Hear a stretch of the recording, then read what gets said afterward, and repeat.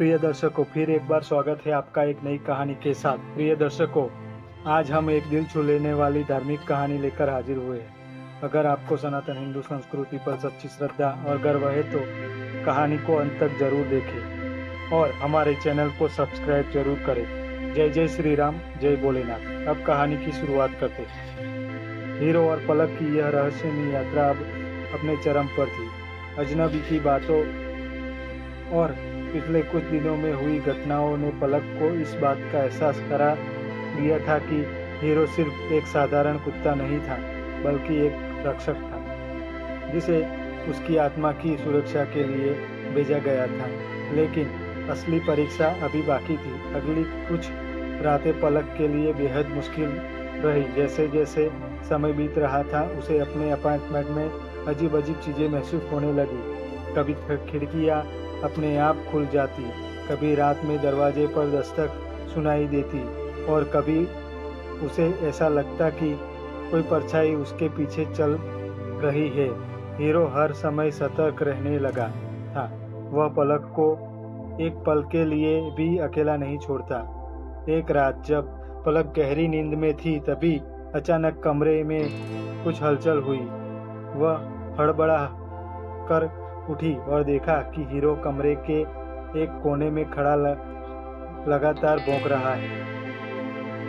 उसकी आंखें चमक रही थी और वह किसी अदृश्य चीज को देख रहा था। पलक का दिल जोर जोर से धड़कने लगा। उसने उस कोने में देखा, लेकिन वहां कुछ नहीं था। लेकिन हीरो का व्यवहार कुछ और ही कहानी कह रहा था।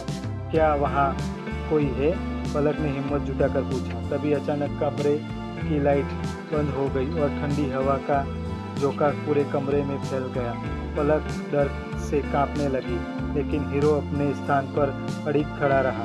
अगली सुबह पलक फिर से उस अजनबी से मिलने गई जिसने उसे यह सब बताया था। अब तुम्हें सच जानना होगा, अजनबी ने कहा। पलक ने सिर हिलाया। तुझे सब कुछ बताए, यह सब मेरे साथ क्यों हो रहा है? अजनबी ने गहरी सांस ली और बताया कि पलक के परिवार पर सदियों का पुराना श्राप था। वह श्राप उसकी परदादी के समय से चला आ रहा था। जब उनके परिवार ने किसी शक्तिशाली आत्मा को क्रोधित कर दिया था, वह आत्मा अब भी बदला लेना चाहती है और तुम उसकी अगली शिकार हो, अजनबी ने कहा। पलक का गला सूख गया और हीरो उसने पूछा। अजनबी मुस्कुराया।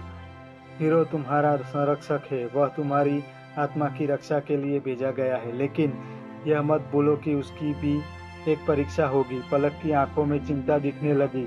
कैसी परीक्षा? अगर हीरो तुम्हारी रक्षा करने में असफल होता है तो यह आत्मा हमेशा के लिए तुम्हारा जीवन निगल जाएगी। उस रात पलक को महसूस हुआ कि अब निर्णायक समय आ गया है। उसे पता था कि अब वह अपने डर से भाग नहीं सकती। हीरो उसके बगल में लेटा था, लेकिन उसकी आंखें लगातार दरवाजे की ओर टिकी हुई थी। अचानक एक जोरदार आवाज आई।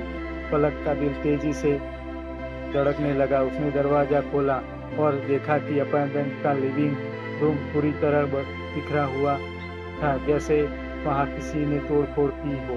तभी कमरे में के कोने में उसे एक परछाई दिखी। वह अंधेरे में खड़ी थी।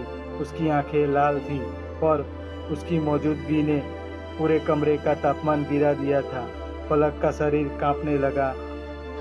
वह अपने स्थान से हिल भी नहीं पाई, लेकिन तभी हीरो उसके सामने आकर खड़ा हो गया और जोर जोर से भौंकने लगा। परछाई धीरे धीरे पलक की ओर बढ़ने लगी। हीरो अब पूरी ताकत से भौंक रहा था।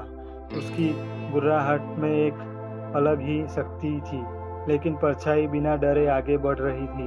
तभी अचानक परछाई ने हवा में अपने हाथ उठाए और पलक को महसूस हुआ कि कोई अदृश्य शक्ति उससे जकड़ने की कोशिश कर रही थी। वह चीखने वाली थी, लेकिन तभी हीरो ने जोर से छलांग लगाई और परछाई पर हमला कर दिया। पलक को लगा कि समय थम गया है। हीरो और वह परछाई एक दूसरे से लड़ रहे थे। वह परछाई बार बार अपने जादुई प्रभाव से हीरो को पीछे हटाने की कोशिश कर रही थी, लेकिन हीरो हर बार पलट कर उस पर वार करता। हीरो की आंखों में अब गहरी नीली रोशनी चमक रही थी। हीरो अब पूरी ताकत से लड़ रहा था। वह परछाई पर झपटा और अपनी पूरी ताकत से उसे जमीन पर गिरा दिया। परछाई की चीख पूरे अपार्टमेंट में गूंज उठी, लेकिन तभी परछाई ने आखिरी बार हमला किया। उसने अपनी काली ऊर्जा से हीरो को घेरने की कोशिश की। पलक ने देखा कि हीरो दर्द में कहरा रहा था, लेकिन उसने हार नहीं मानी। उसने अपनी अंतिम ताकत जुटाकर परछाई पर हमला किया और एक तेज रोशनी पूरे कमरे में फैल गई। अगले ही पल परछाई गायब हो चुकी थी। हीरो धीमे धीमे जमीन पर गिर गया। पलक दौड़कर हीरो के पास पहुंची। हीरो, उठो प्लीज। हीरो की सांसें धीमी हो रही थी। उसकी आंखों में भी वही प्यार था जो हमेशा था। पलक की आंखों में आंसू आ गए। तुमने मेरी रक्षा की हीरो, मैं तुम्हें कभी नहीं भूलूंगी। हीरो ने धीरे से अपनी पूंछ हिलाई और फिर उसकी आंखें बंद हो गई। पलक ने अपने सबसे अच्छे दोस्त को खो दिया था। अगले कुछ दिनों तक पलक गहरे शोक में थी। हीरो अब उसके साथ नहीं था, लेकिन उसने उसे बचा लिया था। फिर एक दिन जब वह पार्क में बैठी थी, उसने महसूस किया कि कोई उसके पास बैठा है। उसने नीचे देखा और वहाँ एक छोटा सा पिल्ला था जो उसकी ओर देख रहा था। पलक की आंखों में आंसू आ गए। हीरो, क्या तुम वापस आ गए? पिल्ले ने धीरे से उसकी गोदी में सिर रख दिया। पलक की मुस्कुराई, शायद दोस्ती कभी खत्म नहीं होती, यह सिर्फ एक नए रूप में लौटती है। हीरो सिर्फ एक कुत्ता नहीं था, वह प्रेम, वफादारी और बलिदान की सबसे सच्ची परिभाषा था। कभी कभी कुछ दोस्त बिना कहे हमारे जीवन का हिस्सा बन जाते हैं।